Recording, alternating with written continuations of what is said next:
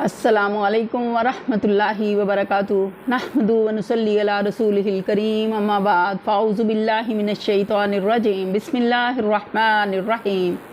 رب اشرح لی صدری ویسر لی امری واحلل عقدۃ من لسانی یفقہوا قولی واجعل لی وزیرا من اہلی ربنا زدنا علما اللہم فقہنا فی الدین یا مقلب القلوب ثبت قلبی علی دینک یا مصرف القلوب صرف قلبی علی طاعتک اللہم الہمنی رشدی وعذنی من شر نفسی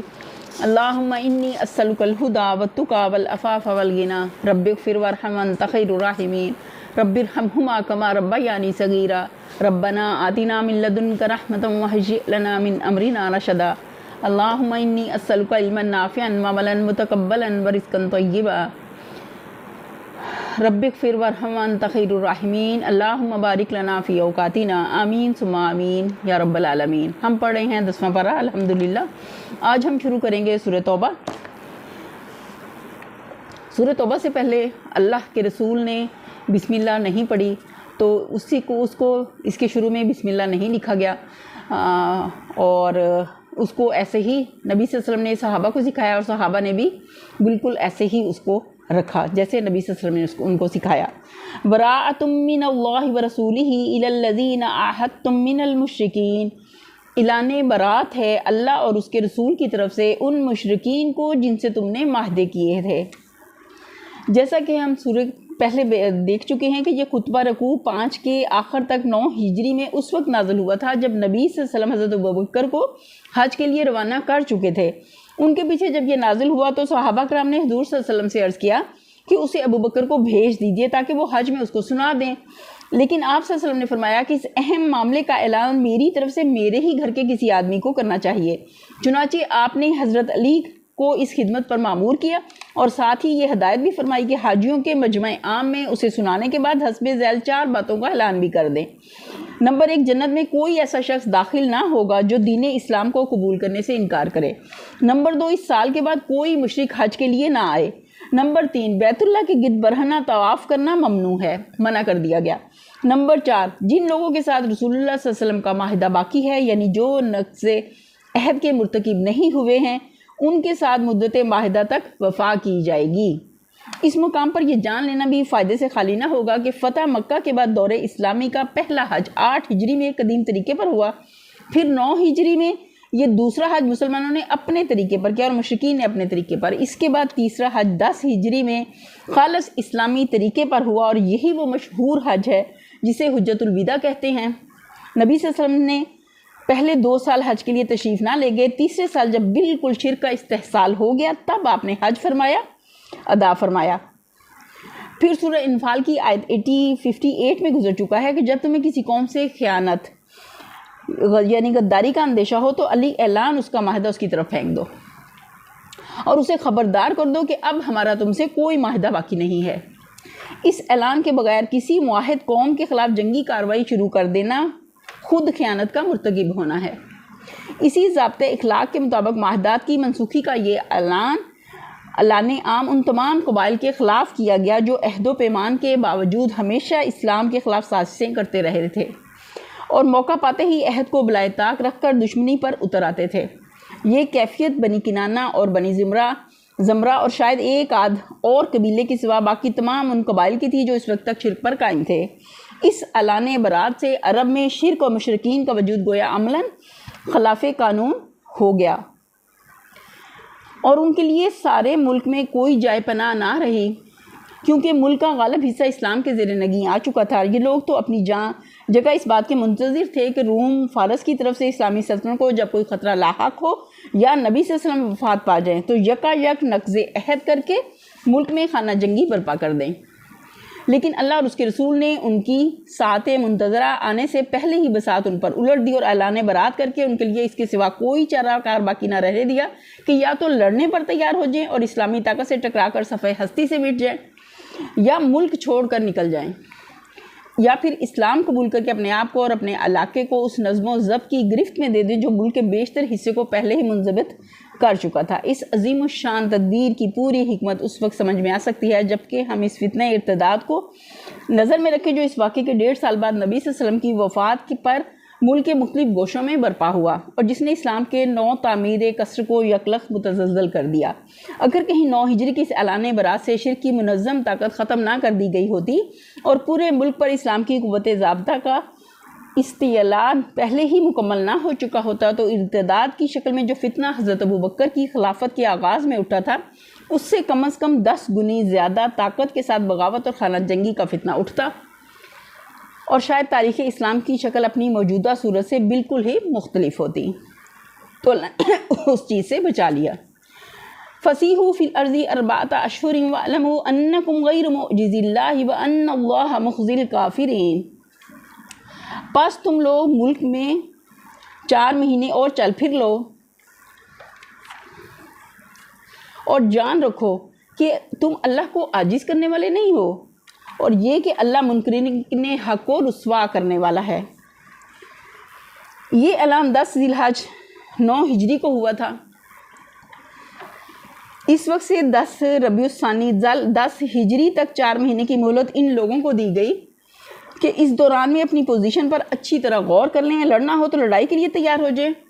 ملک چھوڑنا ہو تو اپنی جائے پناہ تلاش کر لیں، اسلام قبول کرنا ہو تو سوچ سمجھ کر قبول کریں۔ وَأَذَانٌ مِّنَ اللَّهِ وَرَسُولِهِ إِلَى النَّاسِ يَوْمَ الْحَجِّ الْأَكْبَرِ أَنَّ اللَّهَ بَرِيءٌ مِّنَ الْمُشْرِكِينَ وَرَسُولُهُ فَإِن تُبْتُمْ فَهُوَ خَيْرٌ لَّكُمْ وَإِن تَوَلَّيْتُمْ فَاعْلَمُوا أَنَّكُمْ غَيْرُ مُعْجِزِي اللَّهِ وَبَشِّرِ الَّذِينَ كَفَرُوا بِعَذَابٍ أَلِيمٍ۔ اطلاع عام ہے اللہ اور اس کے رسول کی طرف سے حج اکبر کے دن تمام لوگوں کے لیے کہ اللہ مشرکین سے بری ذمہ ہے اور اس کا رسول بھی۔ اب اگر تم لوگ توبہ کر لو تو تمہارے لیے بہتر ہے، اور جو منہ پھیرتے ہو تو خوب سمجھ لو کہ تم اللہ کو عاجز کرنے والے نہیں ہو، اور اے نبی صلی اللہ علیہ وسلم انکار کرنے والوں کو سخت عذاب کی خوشخبری سنا دو۔ یعنی ذی الحج سے جسے یوم نحر کہتے ہیں، صحیح حدیث میں آیا ہے کہ حجۃ الوداع میں نبی صلی اللہ علیہ وسلم نے خطبہ دیتے ہوئے حاضرین سے پوچھا تھا کہ یہ کون سا دن ہے؟ لوگوں نے عرض کیا یوم النحر ہے۔ فرمایا یہ حج اکبر کا دن ہے۔ حج اکبر کا لفظ حج اصغر کے مقابلے میں اہل عرب عمرے کو چھوٹا حج کہتے تھے، اور اس کے مقابلے میں وہ حج جو ذی الحجہ کی مقررہ تاریخوں میں کیا جاتا ہے حج اکبر کہلاتا ہے۔ إِلَّا الَّذِينَ عَاهَدتُّم مِّنَ الْمُشْرِكِينَ ثُمَّ لَمْ يَنقُصُوكُمْ شَيْئًا وَلَمْ يُظَاهِرُوا عَلَيْكُمْ أَحَدًا فَأَتِمُّوا إِلَيْهِمْ عَهْدَهُمْ إِلَى مُدَّتِهِمْ إِنَّ اللَّهَ يُحِبُّ الْمُتَّقِينَ۔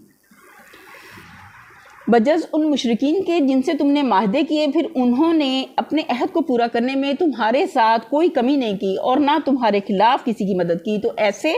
لوگوں کے ساتھ تم بھی مدت معاہدہ تک وفا کرو، کیونکہ اللہ متقیوں ہی کو پسند کرتا ہے۔ یعنی یہ بات تقویٰ کے خلاف ہوگی کہ جنہوں نے تم سے کوئی عہد شکنی نہیں کی ہے ان سے تم عہد شکنی کرو۔ اللہ کے نزدیک پسندیدہ صرف وہی لوگ ہیں جو ہر حال میں تقویٰ پر قائم رہے۔ فَإِذَا انْسَلَخَ الْأَشْهُرُ الْحُرُمُ فَاقْتُلُوا الْمُشْرِكِينَ حَيْثُ وَجَدتُّمُوهُمْ وَخُذُوهُمْ وَاحْصُرُوهُمْ وَاقْعُدُوا لَهُمْ كُلَّ مَرْصَدٍ فَإِن تَابُوا وَأَقَامُوا الصَّلَاةَ وَآتَوُا الزَّكَاةَ فَخَلُّوا سَبِيلَهُمْ إِنَّ اللَّهَ غَفُورٌ رَحِيمٌ۔ جب حرام مہینے گزر جائیں تو مشرکین کو قتل کرو جہاں پاؤ، اور انہیں پکڑو اور گھیرو، اور ہر گھاٹ میں ان کی خبر لینے کے لیے بیٹھو۔ پھر اگر وہ توبہ کر لیں، نماز قائم کریں، زکوٰۃ دیں تو انہیں چھوڑ دو، اللہ درگزر کرنے والا اور رحم فرمانے والا ہے۔ یہاں حرام مہینوں سے اصطلاحی اشہر حرم مراد نہیں ہیں جو حج اور عمرے کے لیے حرام قرار دیے گئے ہیں، بلکہ اس جگہ وہ 4 مہینے مراد ہیں جن کی مشرکین کو مہلت دی گئی تھی، چونکہ اس مہلت کے زمانے میں مسلمانوں کے لیے جائز نہ تھا کہ مشرکین پر حملہ آور ہوتے، اس لیے انہیں حرام مہینے فرمایا گیا۔ یعنی کفر و شرک سے محض توبہ کر لینے پر معاملہ ختم نہ ہوگا، بلکہ انہیں عملاً نماز قائم کرنی، زکوٰۃ دینی ہوگی۔ اس کے بغیر یہ نہیں مانا جائے گا کہ انہوں نے کفر چھوڑ کر اسلام اختیار کیا ہے۔ اسی آیت سے حضرت ابوبکر رضی اللہ عنہ نے فتنہ ارتداد کے زمانے میں استدلال کیا تھا۔ نبی صلی اللہ علیہ وسلم کی وفات کے بعد جن لوگوں نے فتنہ برپا کیا تھا، ان میں سے ایک گروہ کہتا تھا کہ ہم اسلام کے منکر نہیں ہیں، نماز بھی پڑھنے کے لیے تیار ہے مگر زکوٰۃ نہیں دیں گے۔ صحابہ کرام کو بالعموم یہ پریشانی لاحق تھی کہ آخر ایسے لوگوں کے خلاف تلوار کیسے اٹھائی جا سکتی ہے، مگر حضرت ابوبکر نے اسی آیت کا حوالہ دے کر فرمایا کہ ہمیں تو ان لوگوں کو چھوڑ دینے کا حکم صرف اسی صورت میں دیا گیا ہے تھا جبکہ یہ شرک سے توبہ کریں، نماز قائم کریں اور زکوٰۃ دیں، مگر جب یہ تینوں شرطوں میں سے ایک شرط اڑائے دیتے ہیں تو پھر ہم انہیں کیسے چھوڑ دیں۔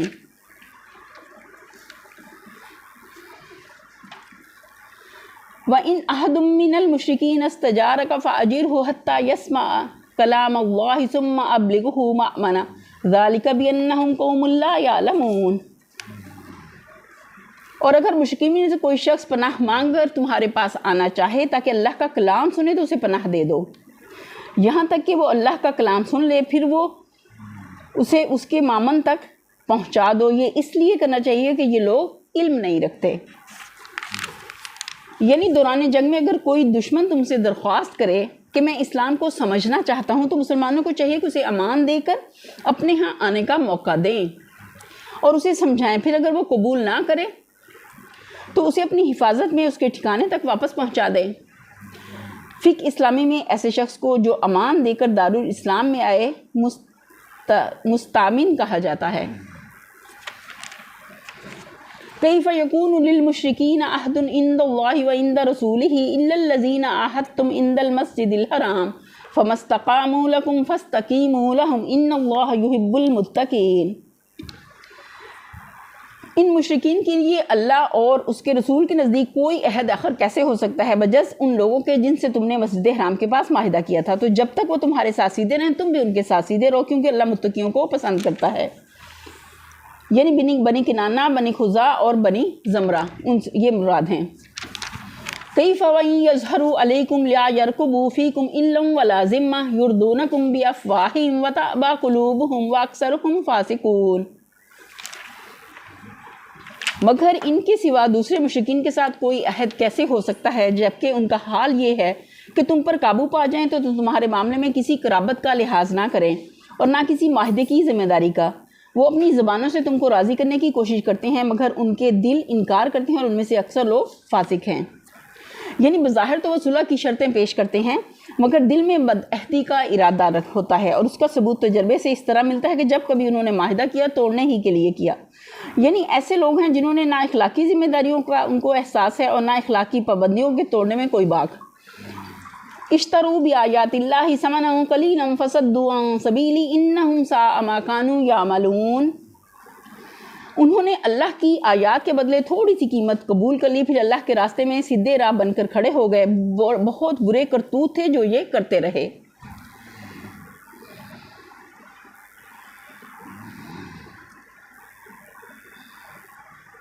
یعنی ایک طرف اللہ کی آیات ان کو بھلائی اور راستی اور قانون حق کی پابندی کا بلاوا دے رہی تھی، دوسری طرف دینی زندگی کے وہ چند روز فائدے تھے جو خواہش نفس کی بے لگام پیروی سے حاصل ہوتے تھے۔ ان لوگوں نے ان دونوں چیزوں کا موازنہ کیا اور پھر پہلی کو چھوڑ کر دوسری چیز کو اپنے لیے چن لیا، یعنی دنیا قبول کر لی اور آخرت کو پس پش ڈال دیا۔ یعنی ان ظالموں نے اتنے ہی پر اتفاق نہ کیا کہ ہدایت کے بجائے گمراہی کو خود اپنے لیے پسند کر لیا، بلکہ اس سے آگے بڑھ کر انہوں نے کوشش یہ کی کہ دعوت حق کا کام کسی طرح چلنے نہ پائے، نعوذ باللہ، خیر و صلاح کی اس پکار کو کوئی سننے نہ پائے، بلکہ وہ منہ ہی بند کر دیے جائیں جن سے یہ پکار بلند ہوتی ہے۔ جس سالے نظام زندگی کو اللہ تعالیٰ زمین میں قائم کرنا چاہتا تھا اس کے قیام کو روکنے میں انہوں نے ایڑی چوٹی کا زور لگا دیا اور ان لوگوں پر عرصے حیات تنگ کر دیا جو اس نظام کو حق پا کر اس کے متبنے بنے ہوئے تھے۔ لا يرقبون فی مؤمن الا ولا ذمہ واولئک هم المعتدون۔ کسی مومن کے معاملے میں نہ قرابت کا لحاظ کرتے ہیں نہ کسی عہد کی ذمہ داری کا، اور زیادتی ہمیشہ انہی کی طرف سے ہوتی ہوئی ہے۔ فَإِن تَابُوا وَأَقَامُوا الصَّلَاةَ وَآتَوُا الزَّكَاةَ فَإِخْوَانُكُمْ فِي الدِّينِ وَنُفَصِّلُ الْآيَاتِ لِقَوْمٍ يَعْلَمُونَ۔ پس اگر یہ توبہ کر لیں، نماز قائم کریں، زکوٰۃ دیں تو تمہارے دینی بھائی ہیں، اور جاننے والوں کے لیے ہم اپنے احکام واضح کیے دیتے ہیں۔ یہاں یہ تصریح کی گئی ہے کہ نماز اور زکوٰۃ کے بغیر محض توبہ کر لینے سے وہ تمہارے دینی بھائی نہیں بن جائیں گے، اور یہ جو فرمایا گیا کہ ایسا کریں تو وہ تمہارے دینی بھائی ہیں، اس کا مطلب یہ ہے کہ یہ شرائط پوری کرنے کا نتیجہ صرف یہی نہ ہوگا کہ تمہارے لیے ان پر ہاتھ اٹھانا اور ان کے جان و مال سے تعرض کرنا حرام ہو جائے گا، بلکہ مزید بنا اس کا فائدہ یہ بھی ہوگا کہ اسلامی سوسائٹی میں ان کو برابر کے حقوق حاصل ہو جائیں گے۔ معاشرتی، تمدنی اور قانونی حیثیت سے وہ تمام دوسرے مسلمانوں کی طرح ہوں گے، کوئی فرق و امتیاز ان کی ترقی کی راہ میں حائل نہ ہوگا۔ وَإِن نَكَثُوا أَيْمَانَهُم مِّن بَعْدِ عَهْدِهِمْ وَطَعَنُوا فِي دِينِكُمْ فَقَاتِلُوا أَئِمَّةَ الْكُفْرِ إِنَّهُمْ لَا أَيْمَانَ لَهُمْ لَعَلَّهُمْ يَنْتَهُونَ۔ ينتهون۔ اگر عہد کر لینے کے بعد پھر اپنی قسموں کو توڑ ڈالیں اور تمہارے دین پر حملے کرنے شروع کر دیں تو کفر کے علمبرداروں سے جنگ کرو، کیونکہ ان کی قسموں کا کوئی اعتبار نہیں، شاید کہ پھر تلوار ہی کے زور سے وہ آز آ جائیں۔ اس جگہ سے عقو صبا خود بتا رہا ہے کہ قسم اور عہد و پیام سے مراد کفر چھوڑ کر اسلام قبول کر لینے کا عہد ہے، اس لیے کہ ان لوگوں سے اب کوئی اور معاہدہ کرنے کا تو کوئی سوال ہی باقی نہ رہا تھا۔ پچھلے سارے معاہدے وہ توڑ چکے تھے۔ ان کی عہد شکنیوں کی بنا پر ہی اللہ اور اس کے رسول کی طرف سے برات کا اعلان انہیں صاف صاف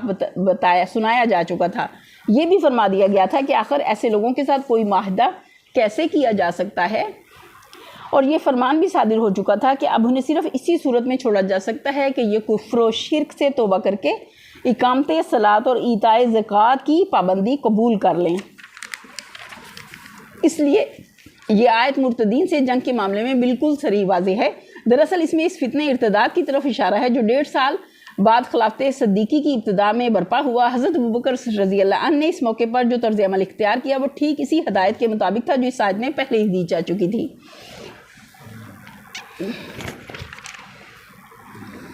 اگلی آیت ہے الا تقاتلون قوما نکثوا ایمانهم وہموا باخراج الرسول وهم بدؤوکم اول مرہ اتخشونهم فاللہ احق ان تخشوہ ان کنتم مؤمنین۔ کیا تم نہ لڑو گے ایسے لوگوں سے جو اپنے عہد توڑ رہے ہیں اور جنہوں نے رسول کو ملک سے نکال دینے کا قصد کیا تھا اور زیادتی کرنے کی ابتدا کرنے والے وہی تھے؟ کیا تم ان سے ڈرتے ہو؟ اگر تم مومن ہو تو اللہ اس کا زیادہ مستحق ہے کہ اس سے ڈرو۔ قاتلوہم یعذبہم اللہ بایدیکم ویخزیہم وینصرکم علیہم ویشفی صدور قوم مؤمنین۔ ان سے لڑو، اللہ تمہارے ہاتھوں سے ان کو سزا دلوائے گا اور انہیں ذلیل و خوار کرے گا اور ان کے مقابلے میں تمہاری مدد کرے گا اور بہت سے مومنوں کے دل ٹھنڈے کرے گا۔ وَيُذْهِبْ غَيْظَ قُلُوبِهِمْ وَيَتُوبُ اللَّهُ عَلَىٰ مَن يَشَاءُ وَاللَّهُ عَلِيمٌ حَكِيمٌ۔ اور ان کے قلوب کی جلن مٹا دے گا اور جسے چاہے گا توبہ کی توفیق بھی دے گا، اللہ سب کچھ جاننے والا اور دانا ہے۔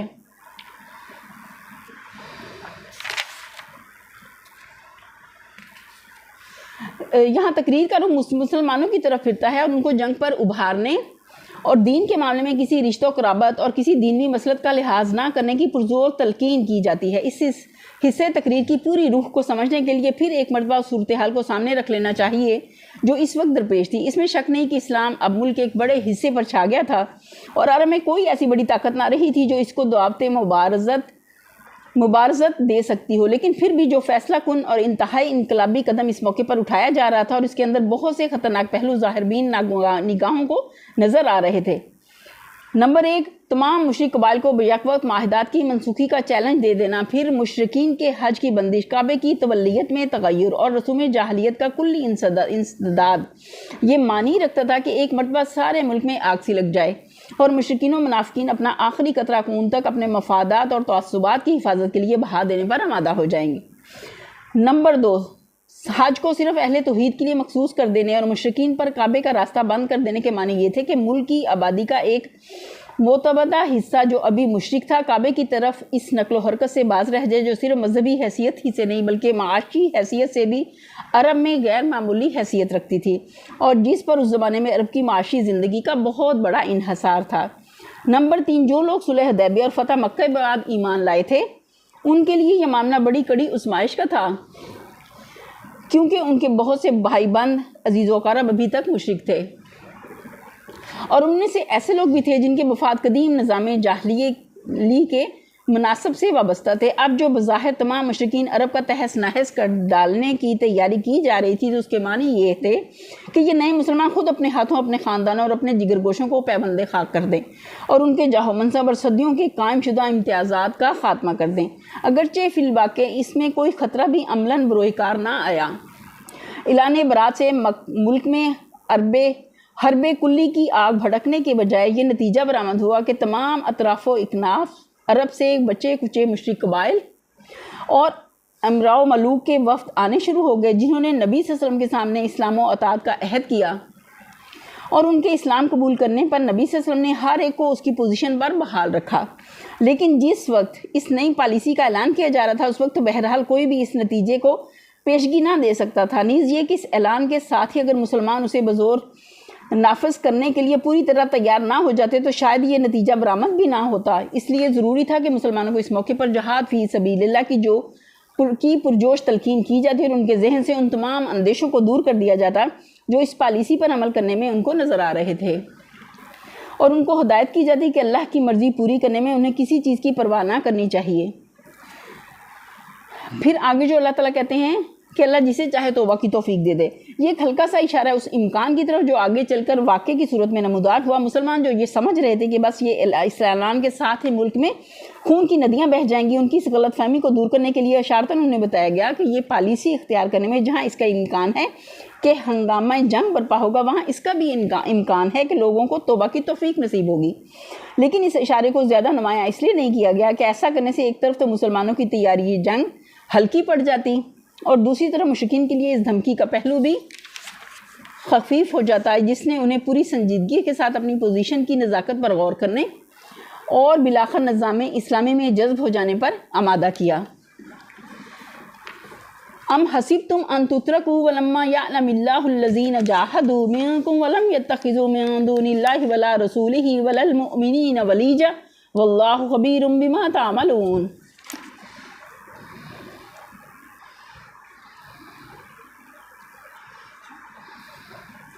کیا تم لوگوں نے یہ سمجھ رکھا ہے کہ یوں ہی چھوڑ دیے جاؤ گے، حالانکہ ابھی اللہ نے یہ تو دیکھا ہی نہیں کہ تم میں سے کون وہ ہے جنہوں نے اس کی راہ میں جاں فشانی کی اور اللہ اور اس کا رسول اور مومنین کے سوا کسی کو جگری دوست نہ بنایا۔ جو کچھ تم کرتے ہو اللہ اس سے باخبر ہے۔ خطاب ہے ان لوگوں سے جو قریب کے زمانے میں اسلام لائے تھے، ان سے اشارہ ہو رہا ہے کہ جب تک تم اس آزمائش سے گزر کر یہ ثابت نہ کر دو گے کہ واقعی تم خدا اور اس کے دین کو اپنی جان و مال اور اپنے بھائی بندوں سے بڑھ کر عزیز رکھتے ہو، تم سچے مومن قرار نہیں دیے جا سکتے۔ اب تک تو ظاہر کے لحاظ سے تمہاری پوزیشن یہ ہے کہ اسلام چونکہ مومنین صادقین اور سابقین اولین کی جاں فشانیوں سے غالب آ گیا اور ملک پر چھا گیا، اس لیے تم مسلمان ہو گئے۔ مَا كَانَ لِلْمُشْرِكِينَ أَن يَعْمُرُوا مَسَاجِدَ اللَّهِ شَاهِدِينَ عَلَىٰ أَنفُسِهِمْ بِالْكُفْرِ أُولَٰئِكَ حَبِطَتْ أَعْمَالُهُمْ وَفِي النَّارِ هُمْ خَالِدُونَ۔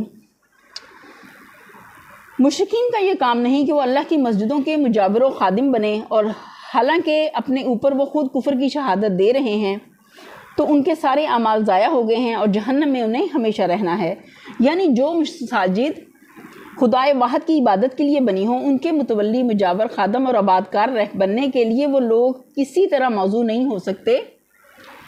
جو اللہ کے ساتھ خداوندی کی صفات، حقوق اور اختیارات میں دوسروں کو شریک کرتے ہوں، پھر جبکہ وہ خود بھی توحید کی دعوت قبول کرنے سے انکار کر چکے ہوں اور انہوں نے صاف صاف کہہ دیا ہو کہ ہم اپنی بندگی و عبادت کو ایک خدا کے لیے مخصوص کر دینا قبول نہیں کریں گے، تو آخر انہیں کیا حق ہے کہ کسی ایسی عبادت گاہ کے متولی بنے رہیں جو صرف اللہ کی عبادت کے لیے بنائی گئی تھی۔ یہاں اگرچہ بات عام کہی گئی ہے اور اپنی حقیقت کے لحاظ سے یہ عام بھی ہے، لیکن خاص طور پر یہاں اس کا ذکر کرنے سے مقصود یہ ہے کہ خانہ کعبہ اور مسجد حرام پر سے مشرکین کی تولیت کا خاتمہ کر دیا جائے اور اس پر ہمیشہ کے لیے اہل توحید کی تولیت قائم کر دی جائے۔ انما یعمر مساجد اللہ من آمن باللہ والیوم الآخر وَأَقَامَ الصَّلَاةَ وَآتَى الزَّكَاةَ وَلَمْ يَخْشَ إِلَّا اللَّهَ فَعَسَىٰ أُولَٰئِكَ أَن يَكُونُوا مِنَ الْمُهْتَدِينَ۔ اللہ کی مسجدوں کے آبادکار مجاور و خادم تو وہی لوگ ہو سکتے ہیں جو اللہ اور روز آخر کو مانیں اور نماز قائم کریں، زکوٰۃ دیں اور اللہ کے سوا کسی سے نہ ڈریں۔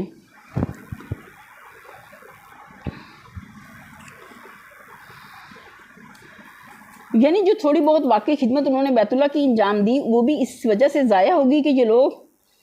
اس کے ساتھ شرک اور جاہلانہ طریقوں کی آمیزش کرتے رہے۔ ان کی تھوڑی بھلائی کو ان کی بہت بڑی برائی کھا گئی۔ تو اگلی آیت میں ہے کہ اللہ کی مسجدوں کے آبادکار تو وہی لوگ ہو سکتے ہیں جو اللہ روز آخر کو مانیں اور نماز قائم کریں، زکوٰۃ دیں اور اللہ کے سوا کسی سے نہ ڈریں۔ انہی سے یہ توقع ہے کہ سیدھی راہ چلیں گے۔ اجعلتم سقایۃ الحاج و امارۃ المسجد الحرام کمن آمن باللہ والیوم الآخر وجاہد فی سبیل اللہ لا یستوون عند اللہ واللہ لا یہدی القوم الظالمین۔ کیا تم لوگوں نے حاجیوں کو پانی پلانے اور مسجد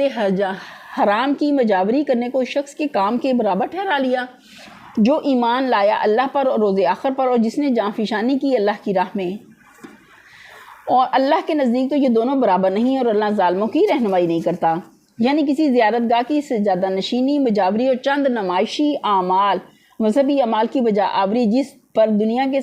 سطح بین لوگ بالعموماً شرف اور تقدس کا مدار رکھتے ہیں،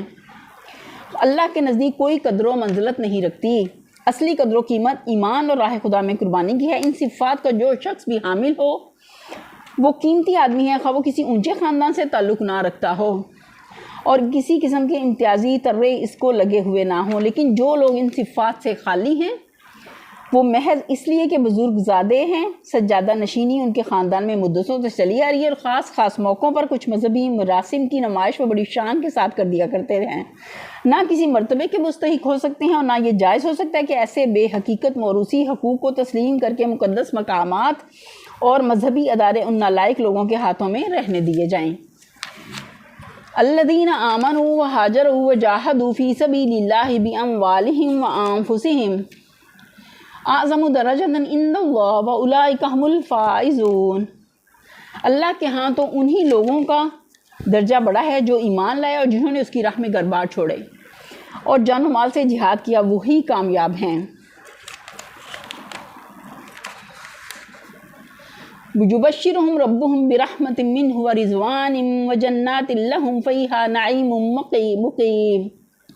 ان کا رب انہیں اپنی رحمت اور خوشنودی اور ایسی جنتوں کی بشارت دیتا ہے جہاں ان کے لیے پائیدار عیش کے سامان ہیں۔ خالدین فیہا ابدا ان اللہ عندہ اجر عظیم۔ ان میں وہ ہمیشہ رہیں گے، یقیناً اللہ کے پاس خدمات کا صلہ دینے کو بہت کچھ ہے۔ یا ایھا الذین آمنوا لا تتخذوا آباءکم واخوانکم اولیاء ان استحبوا الکفر علی الایمان ومن یتولہم منکم فاولئک ھم الظالمون۔ اے لوگو جو ایمان لائے ہو، اپنے باپوں اور بھائیوں کو بھی اپنا رفیق نہ بناؤ اگر وہ ایمان پر کفر کو ترجیح دیں، تم میں سے جو ان کو رفیق بنائیں گے وہی ظالم ہیں۔ قل ان کان آباؤکم وابناؤکم واخوانکم وازواجکم وعشیرتکم واموال اقترفتموها وتجارۃ تخشون کسادها ومساکن ترضونها احب الیکم من اللہ ورسولہ جہاد فی سبیلہ فتربصوا حتی یأتی اللہ بامرہ واللہ لا یہدی القوم الفاسقین۔ اے نبی کہہ دو، اگر تمہارے باپ اور تمہارے بیٹے اور تمہارے بھائی اور تمہاری بیویاں اور تمہارے عزیز و اقارب اور تمہارے مال جو تم نے کمائے ہیں اور تمہارے وہ کاروبار جن کے مان پر جانے کا تم کو خوف ہے اور تمہارے وہ گھر جو تم کو پسند ہیں، تم کو اللہ اور اس کے رسول اور اس کی راہ میں جہاد سے عزیز تر ہیں، تو انتظار کرو یہاں تک کہ اللہ اپنا فیصلہ تمہارے سامنے لے آئے، اور اللہ فاسق لوگوں کی رہنمائی نہیں کرتا، یعنی تمہیں ہٹا کر سچی دینداری کی نعمت اور اس کی علمبرداری کا شرف اور رشد و ہدایت کی پیشوائی کا منصب کسی اور گروہ کو عطا کر دے۔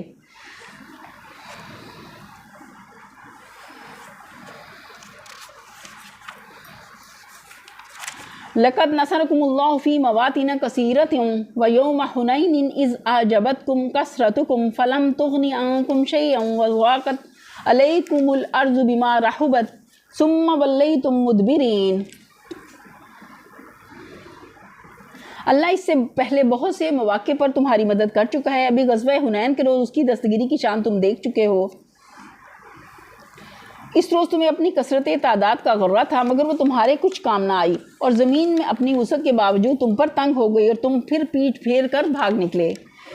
جو لوگ اس بات سے ڈرتے تھے کہ اعلان برات کی خطرناک پالیسی پر عمل کرنے سے تمام عرب کے گوشے گوشے میں جنگ کی آگ بھڑک اٹھے گی اور اس کا مقابلہ کرنا مشکل ہوگا، ان سے فرمایا جا رہا ہے کہ ان اندیشوں سے کیوں ڈرے جاتے ہو جو اللہ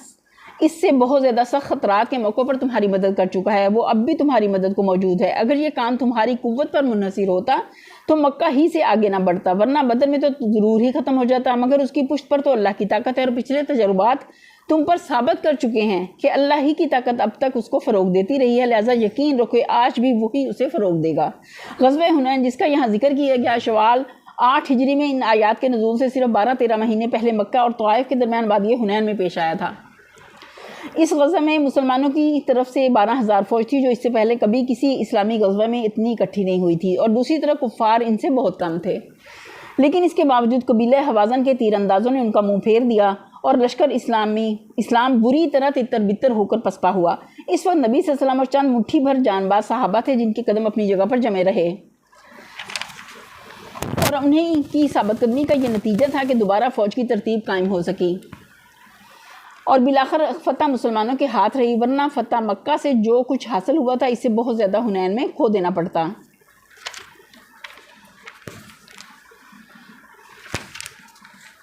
ثم انزل اللہ سکینتہ علی رسولہ وعلی المؤمنین وانزل جنودا لم تروها وعذب الذین کفروا وذلک جزاء الکافرین۔ پھر اللہ نے اپنی سکینت اپنے رسول پر اور مومنین پر نازل فرمائی اور وہ لشکر اتارے جو تم کو نظر نہ آتے تھے، اور منکرین حق کو سزا دی کہ یہی بدلہ ہے ان لوگوں کے لیے جو حق کا انکار کریں۔ ثم یتوب اللہ من بعد ذلک علی من یشاء واللہ غفور رحیم۔ پھر تم یہ بھی دیکھ چکے ہو کہ اس طرح سزا دینے کے بعد اللہ جس کو چاہتا ہے توبہ کی توفیق بھی بخش دیتا ہے، اور اللہ درگزر کرنے والا رحم فرمانے والا ہے۔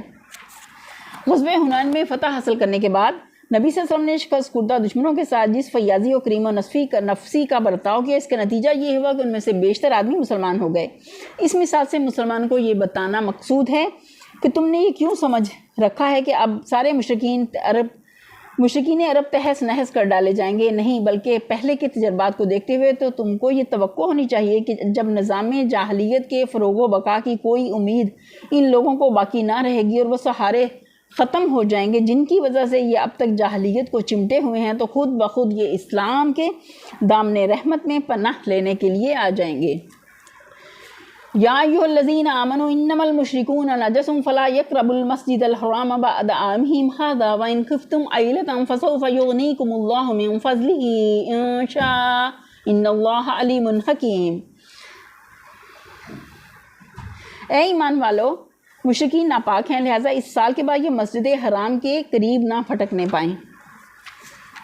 اور اگر تمہیں تنگ دستی کا خوف ہے تو بعید نہیں کہ اللہ چاہے تو تمہیں اپنے فضل سے غنی کر دے، اللہ علیم و حکیم ہے۔ یعنی آئندہ کے لیے ان کا حج اور ان کی زیارت ہی بند نہیں بلکہ مسجد حرام کی حدود میں ان کا داخلہ بھی بند ہے، تاکہ شرک و جاہلیت کے عادے کا کوئی امکان باقی نہ رہے۔ ناپاک ہونے سے مراد یہ نہیں ہے کہ وہ بذات خود ناپاک ہیں، بلکہ اس کا مطلب یہ ہے کہ ان کے اعتقادات اور ان کے اخلاق، ان کے اعمال اور ان کے جاہلانہ طریقے زندگی ناپاک ہیں، اور اسی نجاست کی بنا پر حدود حرم میں ان کا داخلہ بند کیا گیا ہے۔ امام ابو حنیفہ کے نزدیک اس سے مراد صرف یہ ہے کہ وہ حج اور عمرہ اور مراسم جاہلیت ادا کرنے کے لیے حدود حرم میں نہیں جا سکتے۔ امام شافعی کے نزدیک اس حکم کا منشا یہ ہے کہ وہ مسجد حرام میں جا ہی نہیں سکتے، اور امام مالک یہ رائے رکھتے ہیں کہ صرف مسجد حرام ہی نہیں بلکہ کسی مسجد میں بھی ان کا داخل ہونا درست نہیں۔ لیکن یہ آخری رائے درست نہیں ہے، کیونکہ نبی صلی اللہ علیہ وسلم نے خود مسجد نبی میں ان لوگوں کو آنے کی اجازت دی تھی۔ قاتل الذین لا یؤمنون باللہ ولا بالیوم الآخر ولا یحرمون ما حرم اللہ ورسولہ ولا یدینون دین الحق من الذین اوتوا الکتاب حتی یؤتوا الجزیۃ عن ید وہم صاغرون۔ جنگ کرو اہل کتاب میں سے ان لوگوں کے خلاف جو اللہ روز آخر پر ایمان نہیں لاتے، اور جو کچھ اللہ اور اس کے رسول نے حرام قرار دیا ہے اسے حرام نہیں کرتے، اور دین حق کو اپنا دین نہیں بناتے۔ ان سے لڑو یہاں تک کہ وہ اپنے ہاتھ سے جزیاں دیں اور چھوٹے بن کر رہیں۔ اگرچہ اہل کتاب اللہ اور آخرت پر ایمان رکھنے کے مدعی ہیں، لیکن فی الواقع نہ وہ اللہ پر ایمان رکھتے ہیں نہ آخرت پر۔ اللہ پر ایمان رکھنے کے معنی یہ ہیں کہ آدمی بس اس بات کو مان لے کہ اللہ ہے، اور بلکہ اس کے معنی یہ ہیں کہ آدمی اللہ کو الہ واحد اور رب واحد تسلیم کرے، اور اس کی ذات، اس کی صفات، اس کے حقوق اور اس کے اختیارات میں نہ خود شریک بنے نہ کسی کو شریک ٹھہرائے۔ لیکن نصارہ اور یہود دونوں اس جرم کا ارتکاب کرتے ہیں، جیسا کہ بعد والی آیات میں بتصریح بیان کیا گیا ہے، اس لیے ان کا خدا کو ماننا بے معنی ہے اور اسے ہرگز ایمان باللہ نہیں کہا جا سکتا۔ اسی طرح آخرت کو ماننے کے معنی صرف یہی نہیں کہ آدمی یہ بات مان لے کہ ہم مرنے کے بعد پھر اٹھائے جائیں گے، بلکہ اس کے ساتھ یہ ماننا بھی ضروری ہے کہ وہاں کوئی صحیح و سفارش، کوئی فدیہ کسی بزرگ سے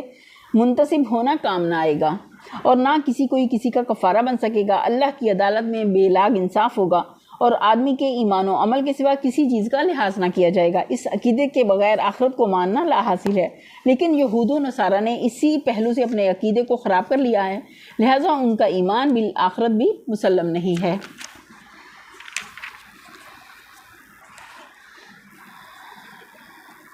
یعنی اس شریعت کو اپنا قانون زندگی نہیں بناتے جو اللہ نے اپنے رسول کے ذریعے سے نازل کی ہے۔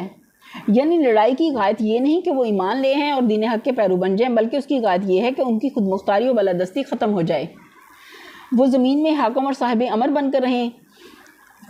بلکہ زمین کے نظام زندگی کی باغیوں اور فرما روائی و امامت کے اختیارات متبعین دین حق کے ہاتھوں میں ہوں اور وہ ان کے ماتحت تابع و مطیع بن کر رہیں۔ اسی پر ہم اپنے لیسن کا اختتام کرتے ہیں۔ وآخر دعوانا ان الحمدللہ رب العالمین، سبحان ربک رب العزت عما یصفون وسلام علی المرسلین والحمدللہ رب العالمین۔ السلام علیکم ورحمۃ اللہ وبرکاتہ۔